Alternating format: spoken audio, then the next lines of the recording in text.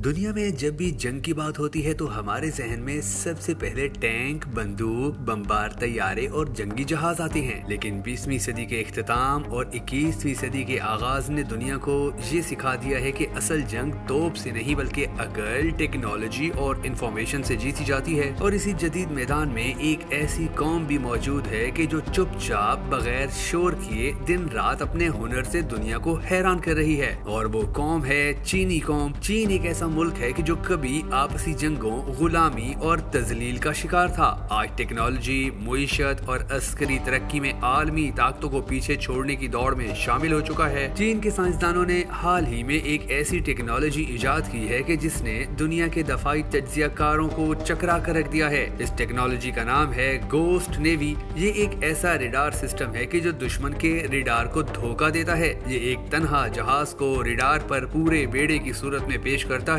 इस निजाम को Beijing research institute of telemetry ने तैयार किया है और इसमें रेडार, स्पूफिंग, इलेक्ट्रॉनिक जैमिंग और सिग्नल डिस्पर्शन जैसे जदीद तरीन हथियार इस्तेमाल किए गए हैं। आप खुद सोचें कि अगर किसी दुश्मन के रेडार पर अचानक एक जहाज नहीं बल्कि 8 जहाज जाहिर हो जाएं तो दुश्मन क्या करेगा? वो उलझन में पड़ जाएगा और फैसला नहीं कर पाएगा कि असल निशाना कौन है, हमला कहां से आएगा और किससे बचाव किया जाए। ये सिर्फ एक तखयल नहीं बल्कि एक हकीकत है। गोस्ट नेवी ने अपनी सिमुलेशंस में ये साबित कर दिया है कि सिर्फ एक जहाज से निकलने वाले सिग्नल्स को इस अंदाज से घुमाया जा सकता है कि वो दुश्मन को पूरे बेड़े का गुमान देगा। ये न सिर्फ एक दफाई कामयाबी है बल्कि एक स्ट्रेटेजिक मास्टर स्ट्रोक भी है, खास तौर पर जनूबी चीन का समंदर के जहाँ चीन और दीगर ममालिक के दरमियान कशीदगी अक्सर बढ़ती रहती है। वहाँ ये सिस्टम चीन को बगैर एक भी नया जहाज खरीदे अपनी अस्करी मौजूदगी को कई गुना ज्यादा दिखाने का मौका देता है। लेकिन ये कहानी सिर्फ टेक्नोलॉजी तक महदूद नहीं, ये इस कौम के मजाज की भी कहानी है कि जो अपनी जबान, तहजीब, फलसफे और ठंडे मजाज के साथ दुनिया में अमन का पैगाम देती है। यही वो नुक्ता है कि जहां हमें हकीकत और अफवाह में फर्क करना आना चाहिए। बदकिस्मती से कुछ लोग चीन को कुरान में बयान किए गए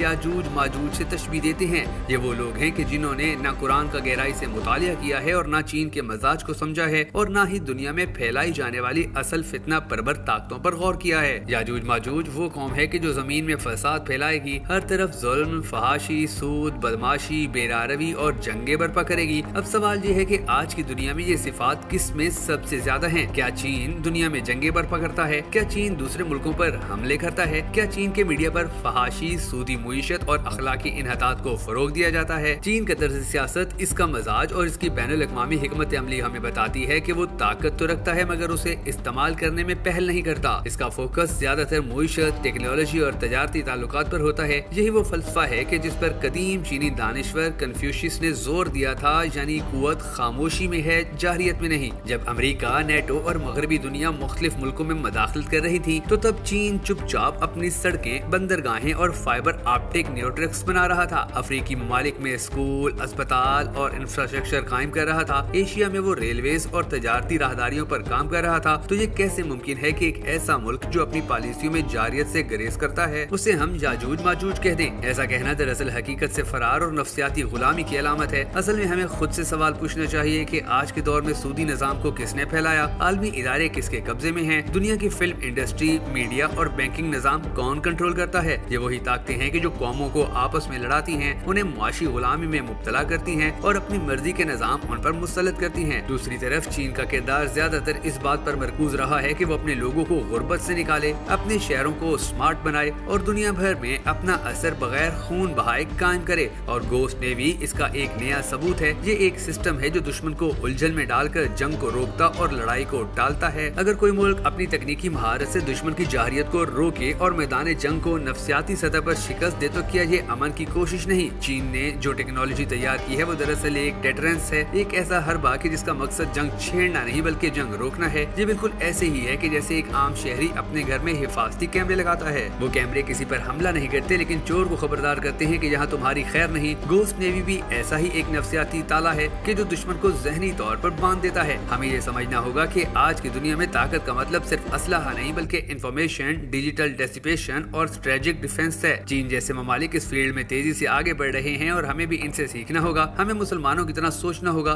इल्म से मोहब्बत करनी होगी और टेक्नोलॉजी को अपना दुश्मन नहीं बल्कि हथियार बनाना होगा। ये जरूरी नहीं कि जो मुल्क गैर मुस्लिम हो वो फितना परवर भी हो और ये भी जरूरी ضروरी नहीं कि जो जुबान पर इस्लाम का नाम ले वो हक पर हो, बल्कि असल मयार अमल है, किरदार है, नीयत है और इज्तिमाई फायदा है। चीन अगर अपनी कौम को तालीम दे रहा है, टेक्नोलॉजी में आगे ले जा रहा है और दुनिया से लड़ने के बजाय मुआशी मैदान में मुकाबला कर रहा है, तो हमें उसकी मुखालफत सिर्फ इसलिए नहीं करनी चाहिए कि वो हमारे जैसा क्यों नहीं। चीन का असल हथियार उसकी खामोश तरक्की, मुसलसल मेहनत और मुस्तकबिल की तरफ गामजन सोच है, और गोस्ट नेवी जैसे निजाम उसी सोच की अक्कासी करते हैं। एक दिन आएगा कि जब जंगें बंदूक से नहीं बल्कि सिग्नल्स और डिजिटल धोखाधड़ी से लड़ी जाएंगी, और वहाँ वही कामयाब होगा कि जो ये जंग अपने जहन से लड़ेगा, ना कि जिस्म से। तो अगली बार जब आप चीन को याजूज माजूज कहते सुने तो रुक कर सोचें कि असल फसाद कहाँ से आ रहा है, और फिर इस सवाल का जवाब खुद ही दें कि क्या हम सच के साथ खड़े हैं या सिर्फ आवाजों के पीछे दौड़ रहे हैं।